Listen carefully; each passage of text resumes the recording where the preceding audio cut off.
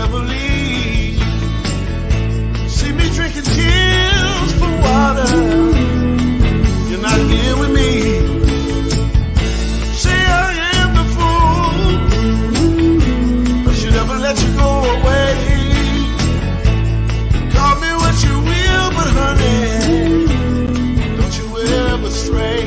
And if the sun comes up and the let it breathe, but still.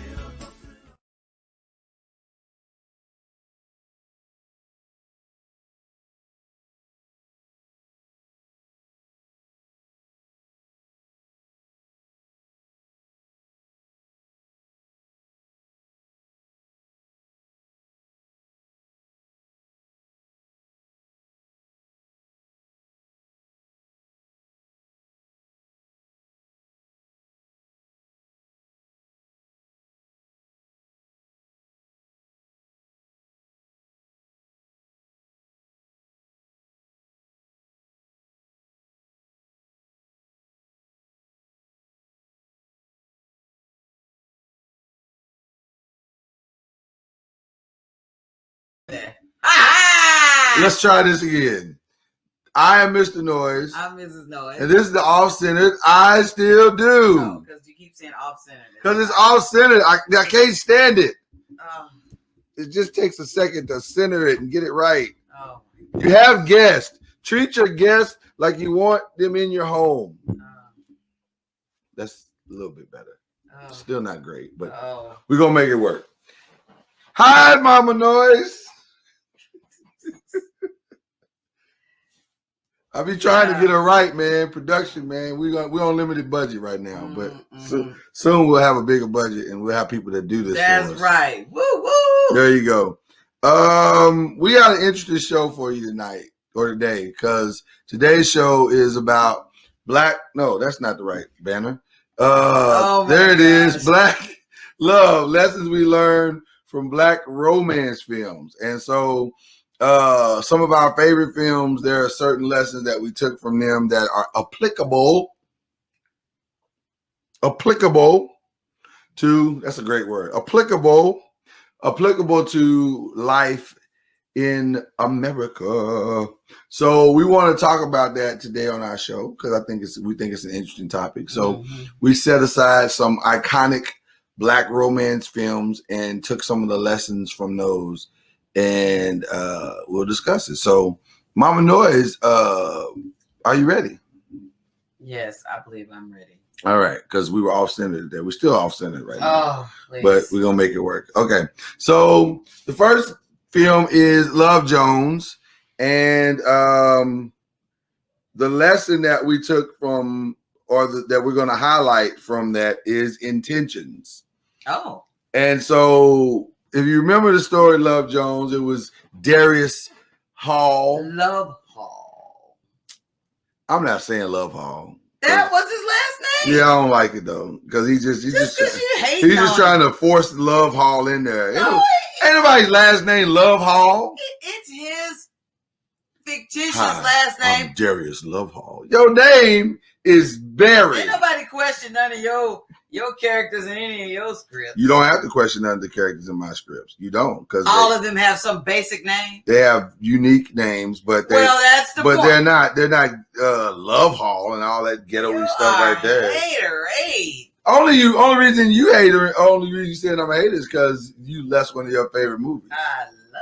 You love the movie more than me? No. Okay then. I love the movie with Darius Love Hall. Anyway. And Nina. Anyway, Darius and Nina got together to date, but they struggled with intentions. Because she wasn't forward coming about her past relationships, and he wasn't forward coming about his full intentions of what he wanted. He was trying to play it cool, like, oh, we just kicking it. And intentions or not stating your full intentions and letting things be clear in the beginning can be a tremendous detriment to a brand new relationship. Your thoughts, Mama Lois? Well, I will say, first of all, the importance of the matter is, I know I pay attention to you. Anthony Bruce didn't like it. He didn't like He Love didn't Jones. ask his wife. He just said it from his own. Women love Love Jones. That's right. Because y'all know no better. Whatever. Y'all taking us to go see it. Well, that's because we want something after. Don't matter. Anyway, You gotta take it because we want to see it. It was. I think the intention part would have made things go so much better in their relationship if they would have divulged that. I know she kept telling him from the beginning, it's not a good time. I just came out of a relationship. She did say that. Yeah, but y'all say that. But then she gave up the guts. So it was good enough time for that. No, that's not the point. The point Give up I'm the talking booty. about is that the point I'm talking about is that she told him that she had just come out of a If it ain't a good time, why you give up the booty? She gave up the You booty. just want to say that? Give up the booty. Anyway, the point is that she told him she had come out of a bad relationship and it wasn't a good time. However, I think that the biggest struggle is that she needed to let him know that she wasn't over this guy, because clearly there was something still there for her to even factor in Marvin, to even factor him in to say, I need to check and see if there's something still there. Why would you need to check if something's still there if it ended badly and if it was not, I'm not dating right now because this is such a bad time, but yet as soon as you found somebody you thought that was date worthy, now you want to talk about, I just want to check and make sure that nothing is still there. Intentions have quietly destroyed more relationships than you can possibly imagine, because when you don't state your intentions as to where you are in the moments of that relationship, if you don't state them clearly from the beginning, you're going to have nothing but problems.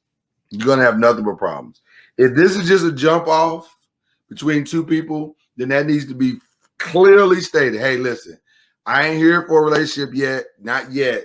I'm just here for this one night stand. And so if we understand that, then, try not to get your feelings all the way in it, because I may or may not be back. Just have that conversation. And if everybody's on board from there, then you're not going to have any problem. But the problem is those things are not clearly stated in the beginning.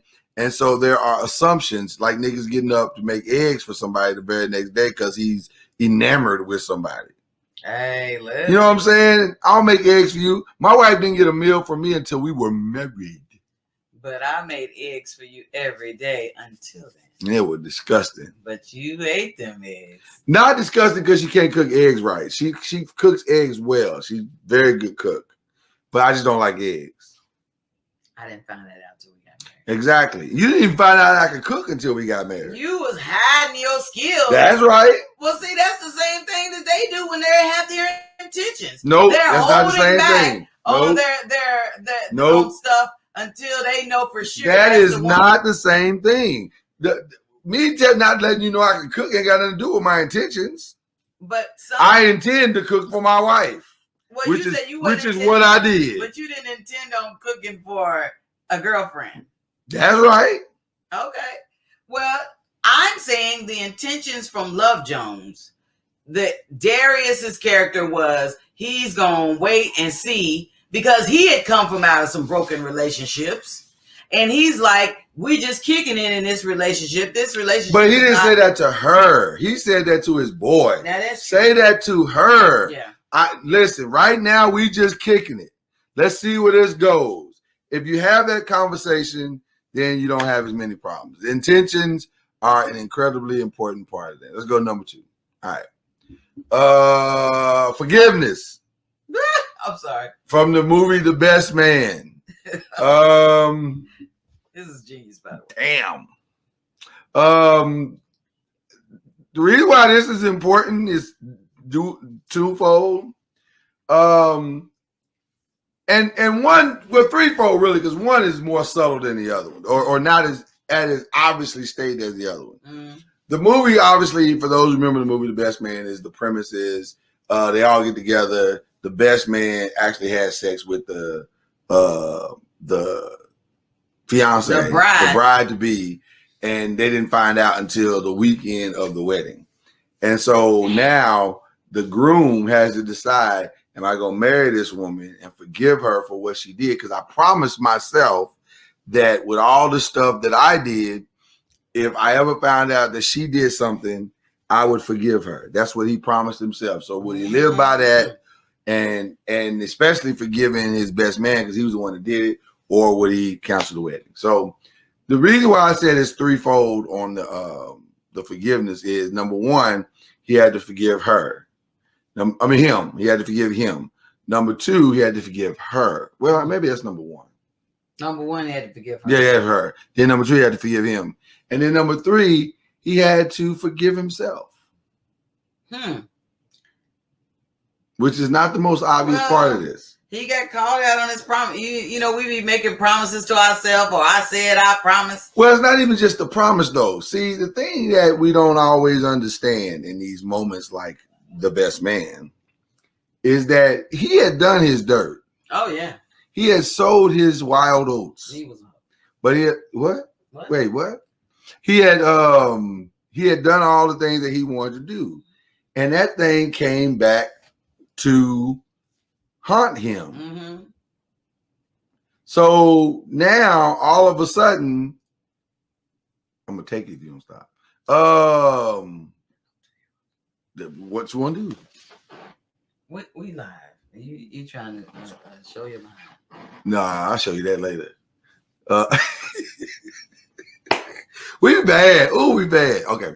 What was I going to say? See, because you distracted. You're the one that's talking.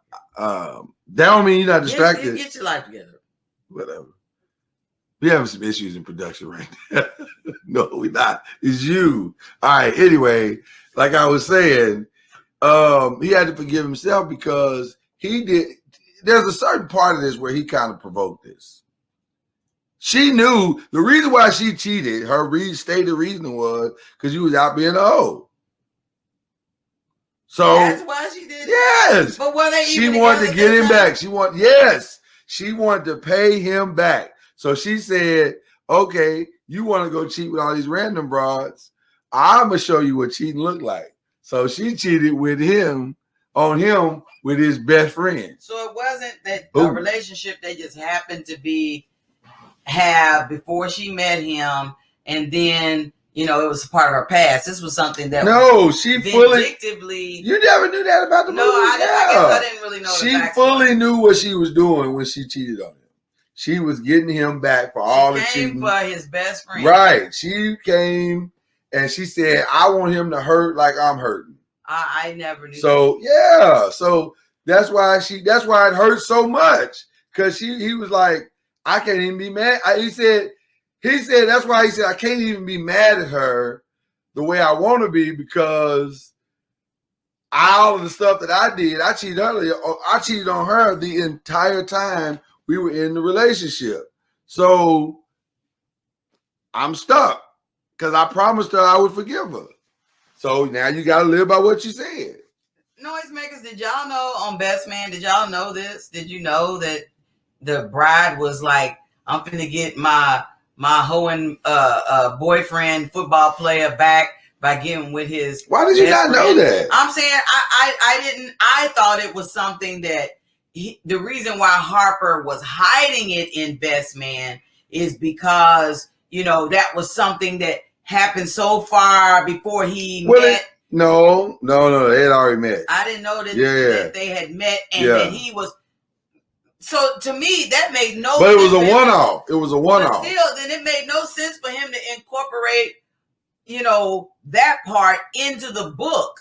If you know that you trying to put something deep, dark, secret that you're supposed to take to the grave with that's why everybody kept asking him, why would you put that in the book?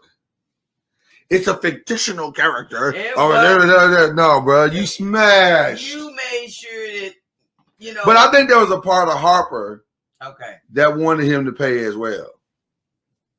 Huh? I think there was a part of Harper that wanted him to pay. Yeah, I felt like Harper as well. had in his character, I felt like that his character was like, he's doing her wrong. She's such a good girl. Why he running around her? Well, he even told him that. Remember when they introduced him? He said, he's like, hey, man, I want to meet her. He said, nah, man, she's a good girl. Come to work on time. She's good people. I ain't trying to hook you up with her. But, I mean, so she a good girl, that thing, but you need to smash. No, but he smashed because she initiated, not because he initiated. But why he Harper didn't say that's initiate my it. boys? Why he didn't say that's my, Which is what I just said. I think there was a part of Harper okay, that wanted to get him back for all the stuff that he felt like he was able, like your boy Lance was able to get away with. So forgiveness is a powerful thing, because for any of them to be able to look past any of that and still be friends is amazing. Okay. So that's why I thought that was pretty good. Okay, so I can't believe you didn't know that. I didn't make the connection. Now I probably have to see it over again. But go back and watch it with that understanding. Okay. Now, Love and Basketball. The two things that you take away from Love and Basketball is communication and commitment. I don't think they had solid enough communication, which is where I think in the beginning, and by the way, you wouldn't expect them to, because they were so young when they got together. Even when they got to college, they were still really young. So they didn't know what communication is. They didn't know how to fully express the depths of what they were trying to talk about and understand with one another, and him being able to understand how to support her and vice versa in his time of need or whatever. So I think those two, that element was a strong factor and lesson that you take away from Love and Basketball, but also commitment in the sense of you have to decide what's important to you. You know, to her in the beginning, the most important thing to her was her career. And to him, because of the way he was raised, his family was always going to be more important than anything else. And so basketball for him is what he did, it's not who he was. Whereas for her, it's who she was, not just what she did. And they had to figure that out, that commitment, you know, where are you going to place the power of your commitment? You know, people get lost in that all the time in society and in life. You know, you get a job or you have kids, and I've seen couples that overcommit to the kids, if that's the thing. Like, you're so committed to your kids that you're not really committed to your spouse. Wow. I've seen people do that. I just never thought of it like that. Yeah. That is, well, then that says to me that, you know, whatever you're not getting out of the marriage, you feel like with the kids I can control. Right. But, you know, with the... Well, because marriage is a lot of work. It is a lot of work. It is not, you know, it's not a, you know, you don't just wake up and everything in marriage just magically falls into place. You got to put the work in. But that's where the communication part comes in. You have to talk. You have to, you know, share the deeper parts of who you are and be willing to be vulnerable in places that make you uncomfortable. And that's a hard thing to do for a lot of people, but it's what you have to do to successfully make a marriage work, I think. You know, for me, when I think of Love and Basketball, I think of how we don't always have the privilege or the patience to get to know somebody's family so that it will show us what type of person that we're dealing with here. Like when you think of Malik's, that was his name on that one, or am I? Yeah, no, I think is it Malik? I don't remember. I think it's Malik. Comparing him to another one of his movies. No. I think it's Malik. He may have played Malik in a bunch of movies. I was gonna say, is he the same? I never thought about that deal just now, but you know what? He just be Malik. Like every time he's Malik. I don't understand. Well, Omar Epps' character, let me put it that way. Omar Epps' character, when you get to know, if she would have got to know his parents. Quincy. His name was Quincy. Oh, okay. Quincy Wright. Malik is his name in another one of his movies. Yes. But Omar Epps' character, his family life was jacked up. Now she lived across the grass, the lawn She or knew his whatever. family life was jacked up. But I mean, then she should know that. Well, no, she didn't know his family life was jacked up. You're right, she didn't. Because his father was out there, he was hoeing, and so black men always hoeing him. I'm just saying. I mean, just because he played for the NBA, is that a prerequisite? Because you start making a whole lot of money, you have your license to be hoeing. No, I guess not. But I mean, but I'm just saying, it seems like that's a prerequisite in black romance movies where the black man and father be home. Right? Is it possible for a man to be successful and then love his family and yes, it's possible, and have D discipline? Yeah. Yes. Oh, you can have D discipline. I'm just saying. Oh my goodness. Because his mama was over there just torn and just devastated and stuff, and finding out what she had already felt. And then to me, it kind of made him be a certain kind of way because of what happened between his father and his mother. Right. So commitment and communication is what I was laying out there for you. Okay. Next movie we went through was Sprung. And so we took that from Sprung. And the lessons we took from was compatibility and connection. First of all, I don't know if we always know how to flush out true compatibility. Like, I think a lot of times we lean on the outward appearance for compatibility, and the outward appearance oftentimes fails us because we put so much emphasis on that outward appearance that we don't fully understand connection, and so we run into a relationship or a sexual ship through. Is that a word? Yes, I just made it up. Sexual ship through connection, as opposed to waiting for true compatibility. So he fine. Or she got, a big ass. So you're like, oh man, I feel connected. Well, you're not connected, you're just horny. That's a different thing. Those are not the same things. And so connection takes time, number one. Mm-hmm. It takes conversation, going back to communication a minute ago. And then I think you have to build it from a real foundational place. And once you've gotten it there, then you can see what you're dealing with and how to move forward. So that was a very important lesson. It was a key lesson in my marriage because I got married literally, or I got engaged literally right after watching the movie Sprung. Literally. Why are you looking around? You asked me to marry you. I said I got engaged. It's the same thing. Well, I thought you said I got married, literally. I said engaged. I corrected the marriage part. You know what, correction? Can I run this back? Because you know what, correction, Caroline? You know what, now I'm starting to think about changing my mind. Really? After 23 years? Forget it, buddy.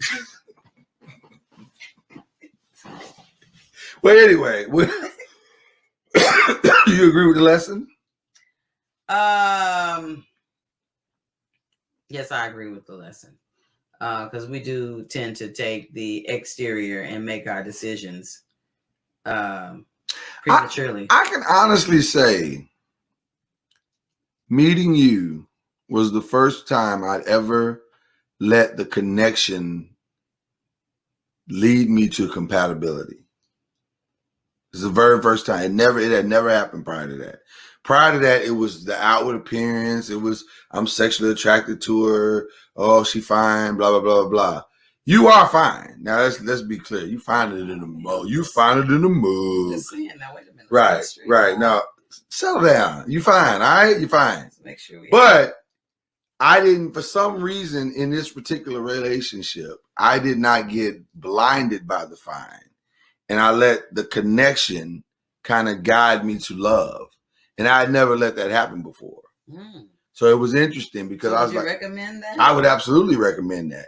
I mean, I'm not saying you gotta marry somebody you're not attracted to. I'm not saying that, but I'm saying let the connection and the compatibility lead you into emotional understanding.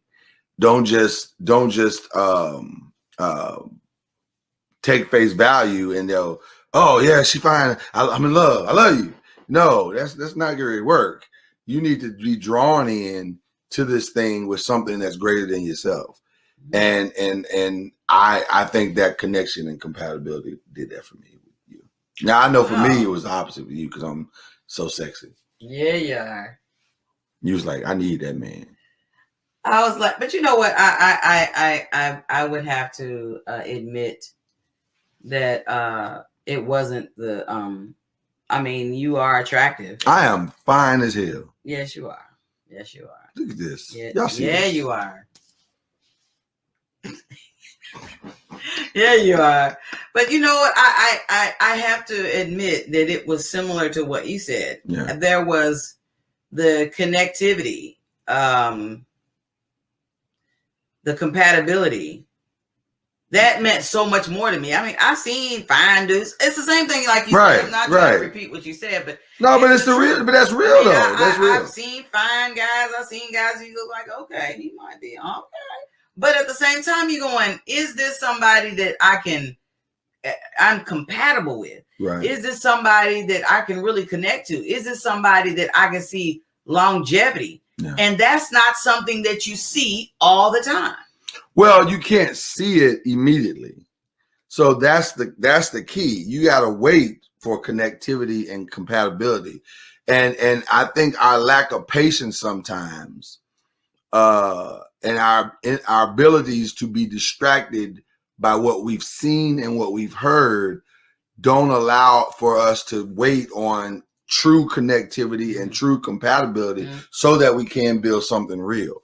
And that's where we got to be careful. So that was what Sprung taught me, because there was some really powerful scenes. This is a cult classic. I think it is. Well, it is to me. I mean, Sprung is awesome. What's so special about that? About Sprung? I had never seen a movie be, though not as strongly written as I would now reflect and would have liked it to be, but I had never seen a movie dive into some of the more realistic challenges that you face in relationships. Like, and though they did it in a comedic way, it was still fascinating to deal with how it's just, the whole movie about what we're talking about. Like, oh, he's cute, he's fine, blah, blah, blah, blah. And so initially you get enamored with the sex, or you get enamored with the this, or you get enamored with the that. And so you don't wait on connectivity and compatibility. So then you start asking yourself tough questions. Are you going to cheat on me one day? Are you going to do this? Are you going to do that? So they talked about all that. And then here's what the irony of the whole thing is that the couple that found out they had the most compatibility and connection was the couple that led with sex, then went and hated each other. And then eventually, by spending more and more time together, they realized and appreciate each other for what they were and built connectivity and compatibility. So that's what I thought the movie brought that was very different than any other movie. So okay. There you go. All right. Boomerang taught us faithfulness. Because love should have brought your ass home last night. That was classic. That was a classic line. That was one of the coldest lines. She had to know when she read that script, like, oh, I got the coldest line in the script. I mean, and was she wrong? She said, I'm so sick and tired of brothers using love like it's a disease. Love should have brought your ass home last night. Okay, Hallie. I was like, wow. Facts, though. But it's true. Faithfulness is obviously a pillar of any relationship. Mm-hmm. But I want to say something to that point as well. Y'all not ready? No, we're not. Y'all not ready. When you look off in a direction like that, it means we're not ready. I'm trying to give y'all time to get ready. Okay. Hallie also had to be faithful to herself. And the irony of her character is that her inability to see and be faithful to her own personal standards of what she wanted to receive from love hindered her from being able to receive it.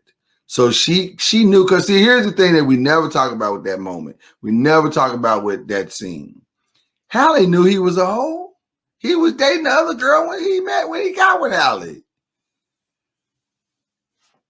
He was the office hoe. Everybody knew he was a hoe.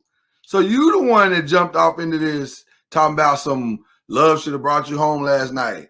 You knew what you was getting into but you thought you'd be the one to change him. You know, that is the biggest stronghold for women, is that we think we are the one that will change a man from ways like from being a womanizer or from being a hoe like that. And you might, if he wants to change. He wants to change. And Anthony Bruce is 1000% correct. David Alan Grier's character, he was a good dude. And he would have loved her dirty draws. Mm-hmm. But he didn't have what Marcus had. So you went with the bad boy. So you can't be shocked when your ass get your heart broke. You know, I know many women that have made the decision of wanting to marry this pretty boy, thinking that, because, you know, I know that Steve Harvey always quotes that a man will do certain things differently for a specific woman. And he will. He absolutely will. And eventually you saw Marcus's character do that. Like, he went and changed completely for Halle, and you know, so that's fine. But look, you passed up a good dude. Okay. That's the crazy part about that movie for me. Let's investigate the fact that what Halle did wrong in Boomerang is she made the mistake in sleeping with Marcus.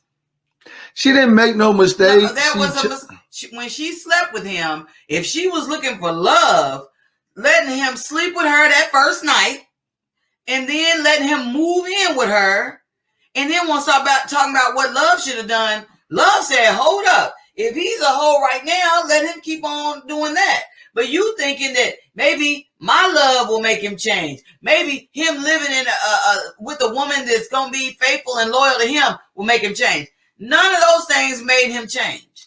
I think faithfulness to your core principles will lead you to faithfulness in a relationship. If you understand who you are, what you're willing to accept, what you're willing to not accept, you'll get to you set that standard, then you can have that standard in your relationship.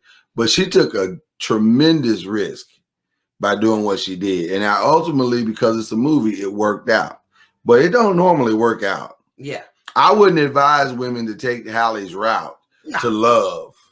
No, you know, but I seriously think that she never took responsibility for her actions in the situation. Well, right, because, well, you know, the irony does. Okay, so y'all remember when they finished washing the chitlins, the whole trough of chitlins. They washed all the chitlin dishes and whatever, and they're laying on the couch, or they sit on the couch at first watching Star Trek, and they fall asleep, and she lays on top of them, whatever. There's a moment there where he says to her, they start kissing. She says, "What are you doing?" He says, "What are we doing?" And she says, "We're kissing."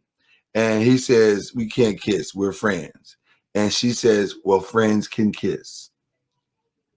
Now, that part right there lets me know that you abandoned your core beliefs of faithfulness to risk in this relationship. You remove the boundary. Right, you removed the boundary. You know that man was dating Jacqueline or gone off Jacqueline. You knew that. Everybody in the office heard that he had smashed half the office. You know, and everybody in the office was talking about how he smashed. So you can't you can't be surprised on the back end when he do the very same thing to you that he's done to others. No. And then, but see, she got open after the sex, because then for it to even go so far is we moving in together. That's all I'm saying. You faithfulness you're right. Love should have brought him home. But what you got to do, did you have love? That's where I was headed. What you got to do as an individual is make sure you have real love. That both of y'all are talking about the same thing. Right. Because clearly, y'all was both talking, but you both weren't talking about the same thing. Y'all wasn't talking about the same thing. And where he was still a broken man. And you knew that he was a broken man. Oh, yeah. Because he had talked to you about it. Matter of fact, you went and helped him you tried to help him through his brokenness. Taking him to the art classes and that stuff. So, Halle, you don't get a pass. Yeah. So, I just wanted to throw that out. Y'all didn't see that plot twist, did you?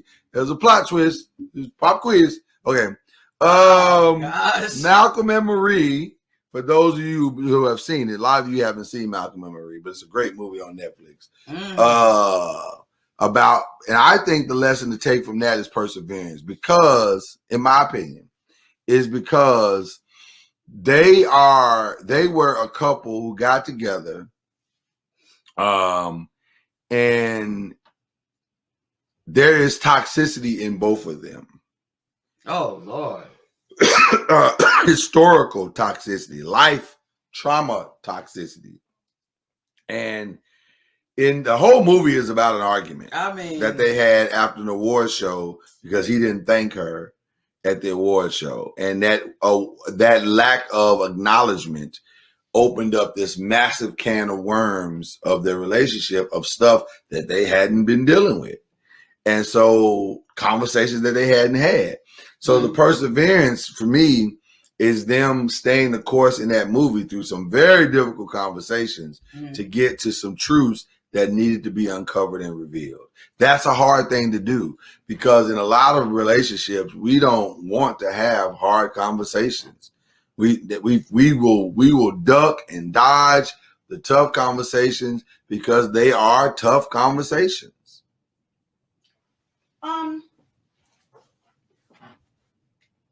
When you said that, you can go a different route if you like. No, I'm really trying to figure out if he would have acknowledged her, would they have ended up in that same situation? No, it would have been a short movie. They'd have had sex that night, probably next to the award that he won. So how important is it? Then the movie would have been over in like 5 minutes. So how important is that a spouse has arrived at the pinnacle of, their moment. Well, and fought to get together. And then you finally get there and you say, you got the mic in your face and they're like, tell us, Mr. Spence, how do you feel? You made it. And then as you're processing, it never dawns on you to thank the one person before you got to all these other people.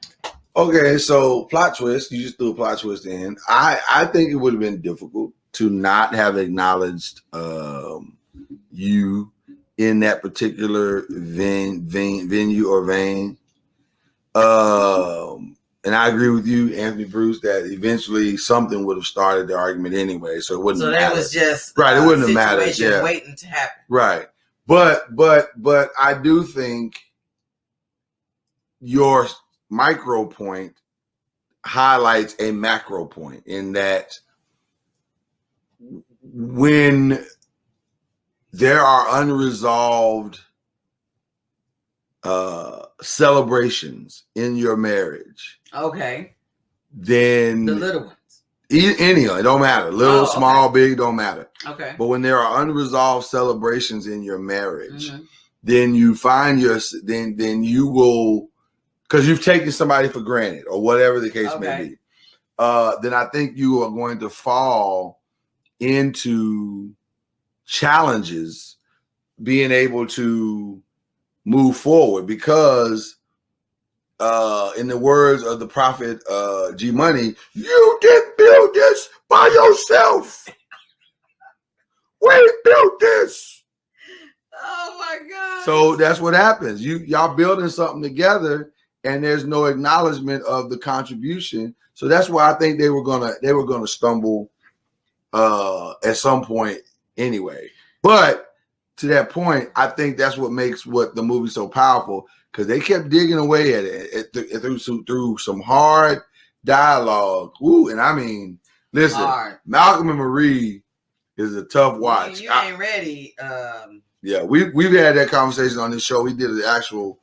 You can go back to our archives and you'll see that we did a show on Malcolm and solely on the movie. Yeah. If you're not prepared to have some hard conversations, or if you and your spouse ain't in a good place, I would recommend Malcolm and Marie for y'all to watch at all.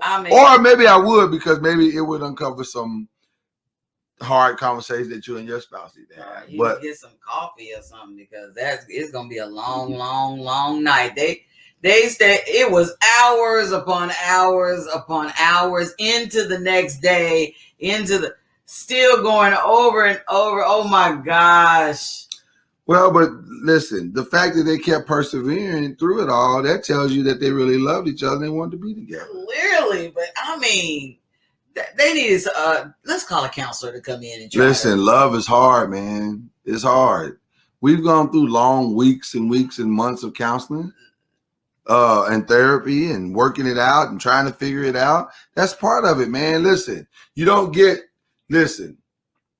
in the words of the prophet Denzel Washington from The Equalizer, when you pray for the rain, you got to deal with the mud. Well, that's true. That's part of it. That's part of it. But Malcolm and Marie just made you go, dang. It's a lot. Dang, it was like you could feel how thick it was watching it. Oh, yeah.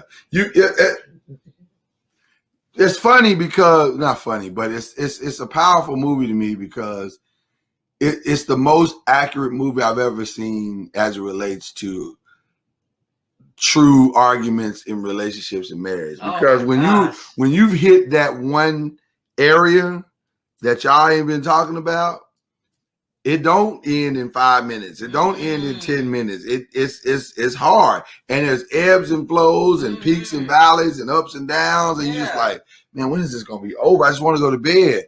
And you can't go to bed because it was. And the thing that I would commend them, perseverance, is that they didn't leave. They didn't leave. They kept going. They at any moment, Malcolm could have said, "Peaches, I ain't got time for this."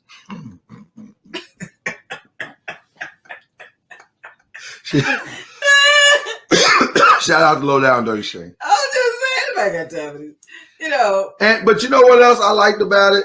They persevered together. They fought together too. That was really what made it powerful as well, because he wasn't fighting by himself and she wasn't fighting by herself. They were fighting together.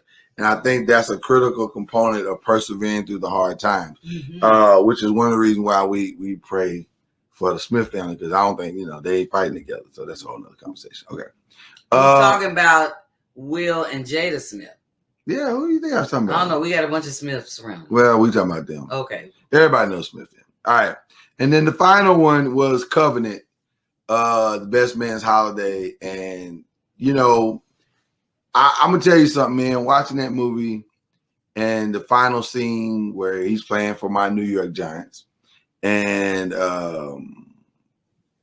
he has the amazing game, best game of his life, breaks the record, blah, blah, blah. And then he goes home and watches his wife die. Covenant, we went to a wedding last night, and the preacher that was there, he said, marriage is not a contract, it's a covenant, which that's an old Dr. Miles Monroe quote. Yeah. It's not a covenant, it's a contract. And I'm sorry, it's not a contract, it's a covenant. And that's such a powerful statement, because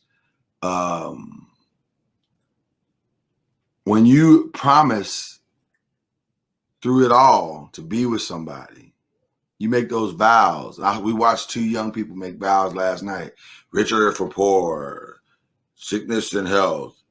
And then they end with, till death do you part. Yeah. I don't think we understand that. Do we say that anymore? Do we mean that anymore? Well, I think they've softened it up and said, for as long as you both shall live. They skip over it? Some preachers soften it up and say, as long as you both shall live. Oh, okay. But it essentially means the same thing. Well, There are a lot of people who keep living, but they dissolve the marriage. Well, okay, but I'm saying, well, they dissolve it to death do you part two. That's not really the point. The point is, I don't think we understand the depth of the covenant. Oh yeah. When we're making it, it's easy to be married when you're rich. Hey, it's easy to be married when you're healthy. It's easy to be married when you the good times. You know what I mean? Yeah. But the covenant is stretched and challenged at its greatest capacity when stuff ain't going right. And that's when you really got to fight through the hard times, the challenging times, the oh my God times. You know what I mean? Man, that's the hard part. And so watching that man stand over his wife's grave, man, that was a powerful scene. Oh my God. That was a powerful. And he's a young man. With babies. With babies, lots of babies. And he had a lot of babies. She left and he had a lot of babies. Remember, it was like 5 kids or 4 kids, 5 kids. I don't think it was that many. Yeah, it was. It was the 3 girls and the little boy. He had a little boy? Yes. All I saw was the girl. Go back and watch Best Man's Holiday. It was a lot of kids.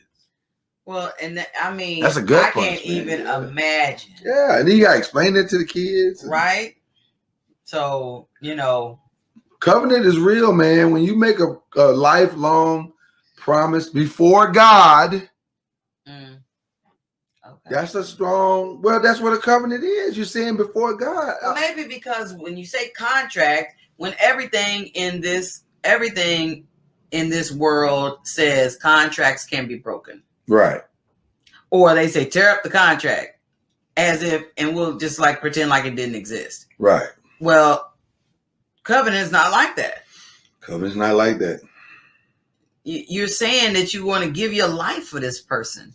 Can I ask a question? Mm-hmm. It's a tough question. Okay. I don't know if y'all ready for this. I'm always ready for you. If you divorce somebody that you made covenant with, does that break the covenant?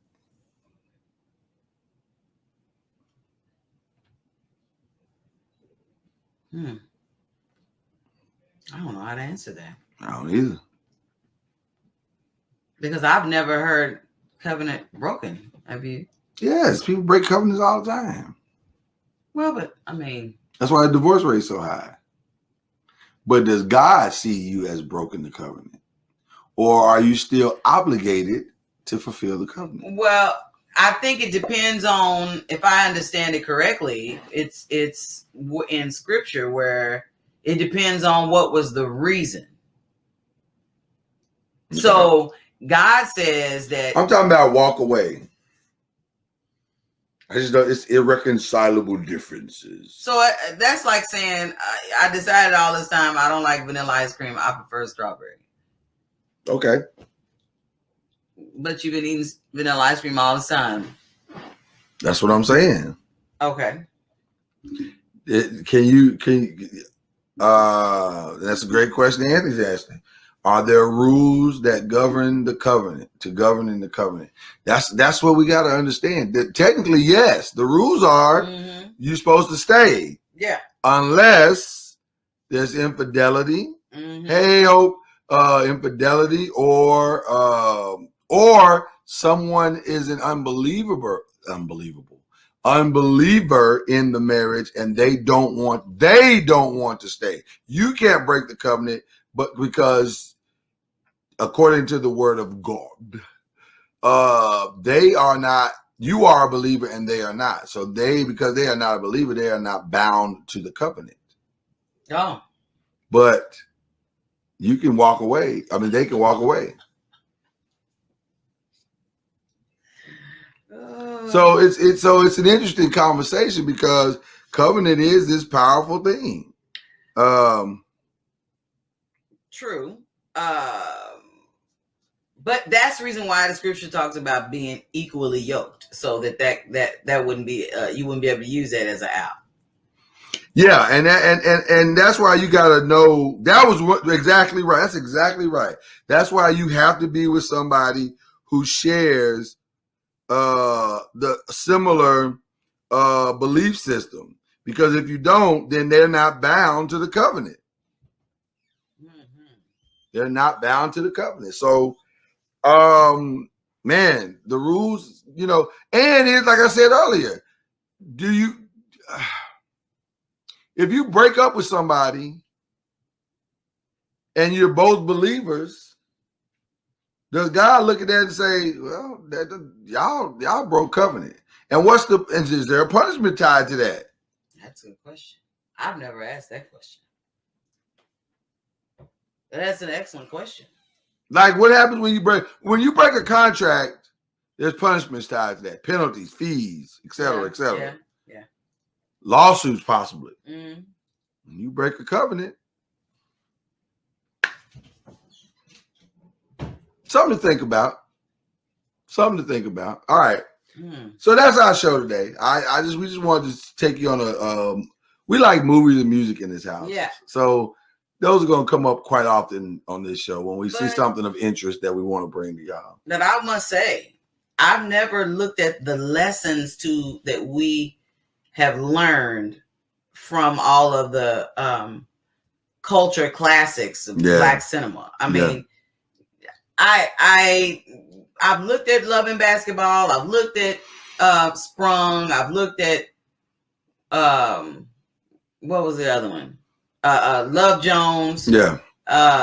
And Best Man. Yeah. And I come away from understanding the premise, of watching the movie, but never really sat back and reflected on the lessons that we've learned having watched it. Well, and to be honest with you, I hadn't either. I had not thought about it to the depth that we talked about today, but it just over curiosities and over time, you start to reflect on certain things, and as you get older and wiser, you start to realize there were some lessons that could have been taken from that, and then there are other lessons you go, that's a lesson. It's just not one that's like it's not necessarily the most positive lesson, but it is a lesson because you can listen. There's an old saying that says experience is the best teacher, but you don't have to take every class. And I think it's a powerful statement in that you can watch other people's situations. You can live vicariously through others or vicariously through film or presentations or whatever, and then glean the lessons from those experiences and apply them to your own life. But I think that it's like you said, but oh my goodness. When we were younger, it was more of just entertainment. Right. But now we're older saying, what did I learn? Because now that I have to backpedal. In all that I know about Love Jones, there was a scene where Nina, after she had spent the night with Darius, she said, don't get all geeked up because we just kicking it. Right. That's when her friend was like, oh, so then. But she was lying. So you saying that Nina's character was just. She was lying. She wanted more. She got open after this one night stand. Right. Trying to fill the void of the relationship that fell apart. Right. She was lying. Then she was lying. So what was it then? She was in love? She knew something was different about this than anything she'd ever experienced before. And so instead of just being honest about the intention of what she was feeling, she just lied and said, no, we're just kicking it. And part of that was probably because she wanted to get her heart broke again. I respect that. But at the same time, but then lying ain't gonna get you nowhere. You know what though? She did the same thing that the other movie we talked about. What was that other movie we were talking about on here? I know, but you got 2 minutes. The other movie, she moved in with him. Nina moved in with Darius, because remember, she was just house sitting. When the movie first comes on, that apartment she's in is not her place. She's just house sitting for a friend or whatever. But she moves But in with again, Darius, well- and that's when his ex calls on the phone in the middle of the night, and he starts. Listen, I'm not going to sit here down. and break down Love Jones with you because that's your favorite I will movie. break it down. Well, hold on. We'll break down Love Jones, this part that she's talking about while y'all watch this commercial.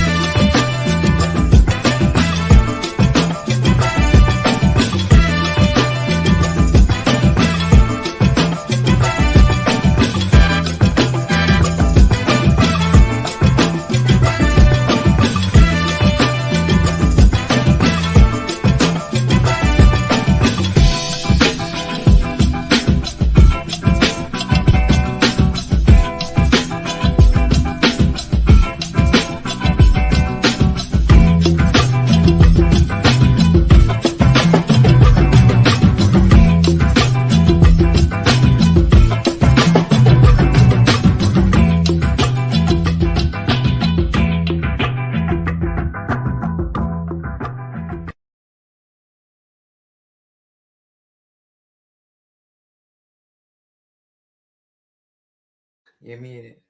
I know we muted. Listen, I do this. Okay. Well, this one here, boy. I'm Well, I love her though. I'm keeping her. thanks. You welcome. Trying like I'm a pet. Not a pet. I love her. I'm keeping her. Pass the. Nope. Okay. We gotta go. We gotta go. There's nothing good can come out of this show from here on out. I love you, boo. I always enjoy doing this show with you. This is special to me always. We will be back tonight for BNR Supper Club, as you just saw. That's at 6 p.m. Eastern, 5 p.m. Central. And then, of course, Uncorked Wine tonight. So don't miss out on all the fun. Love to each and every one of you. And, you know, have a blessed Saturday. Have a blessed Saturday. I know what the problem is. I'm not on the right. There you go. I'm like, why is the show thing not there? Okay, now I got it. Peace.